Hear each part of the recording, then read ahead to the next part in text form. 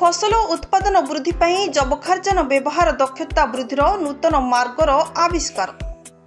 New Delhi स्थित national institute of plant genome research बा NIPGR वैज्ञानिक मानक द्वारा फसल उत्पादन वृद्धि करने दिगरे गुरुत्वपूर्ण आविष्कार करा जायछि। उद्भिदर नाइट्रिक ऑक्साइड मात्रा को कम करी जबखार्जन व्यवहार दक्षता को वृद्धि करिवार मार्ग एही गवेषणा द्वारा प्रतिपादित होइछि। NIPGR वैज्ञानिक डॉक्टर जगदीश गुप्ता कपुसंती, डॉक्टर संजीव बलसमन, डॉक्टर जगन्नाथ स्वाई और डॉक्टर निधि यादवकर एही गवेषणा कम जैविक सार व्यवहार करी अधिक उत्पादन पाइबा दिगरे एक गुरुत्वपूर्ण आविष्कार।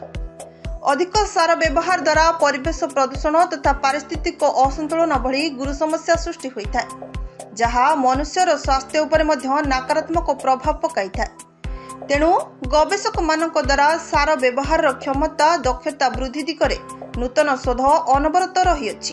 एही गवेषणा रे डॉक्टर कपुसाती द्वारा उद्भिदर नाइट्रिक ऑक्साइड बा NO रो मात्रा को कम करा जाई हाई एफिनिटी ट्रांसपोर्ट रो अभिव्यक्ति को वृद्धि करा जाई, जहा उद्भिद को अधिक मात्रा रे जबखार्जन ग्रहण करिबारे सहायता करिଥାଏ तथा उत्पादन वृद्धि करिଥାଏ।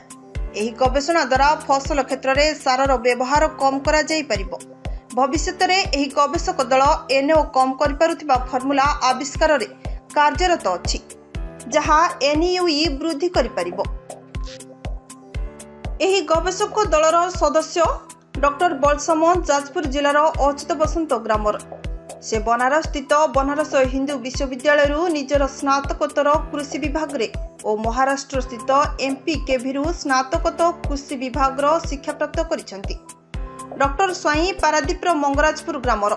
से मध्य बनारस स्थित BHU स्नातकोत्तर उद्भिद विज्ञान विभाग रे और उदयनाथ स्वयंशासित महाविद्यालय अड़सपुर स्नातकोत्तर उद्भिद विज्ञान विभाग रे शिक्षा ग्रहण करिसेंती।